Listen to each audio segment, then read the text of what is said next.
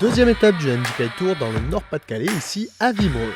Une première journée dédiée aux inscriptions, au briefing coureur et aux ajustements du matériel, le tout sous le signe de la bonne humeur, une étape annoncée avec des conditions de vent plutôt favorables selon le directeur de course Olivier Mouraille. Donc pour ce week-end, aujourd'hui ça risque d'être assez tranquille. Par contre très bonne plage de vent demain la journée, surtout le matin et possible que ça continue l'après-midi. Et surtout dimanche, très bonne condition de vent pour toute la journée. La satisfaction cette année pour la FFVL, c'est le nombre de nouveaux participants. Ils sont plus d'une vingtaine sur cette étape à se rendre pour la première fois sur une Coupe de France de speed crossing. Parmi eux, pas mal de membres de l'association parisienne de la Kif. Alors moi, je suis venue il y a 3 ans, j'étais bénévole sur les bateaux de sécurité. Et en fait, j'ai vu une fille, je pense qu'elle avait 14 ans, elle faisait du foil et elle faisait le tour autour des bouées là. Et en fait, ça m'a vraiment impressionné. Et je me suis dit, si elle peut le faire, je peux aussi essayer au moins.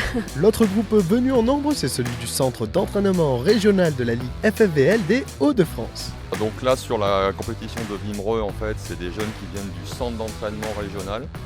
Kitesurf des Hauts-de-France, qui est un dispositif qui a pour but de travailler dans le collectif et de les amener sur des événements d'envergure nationale, avec pour ambition d'abord de prendre du plaisir, prendre de l'expérience et puis si possible dans l'avenir faire des résultats.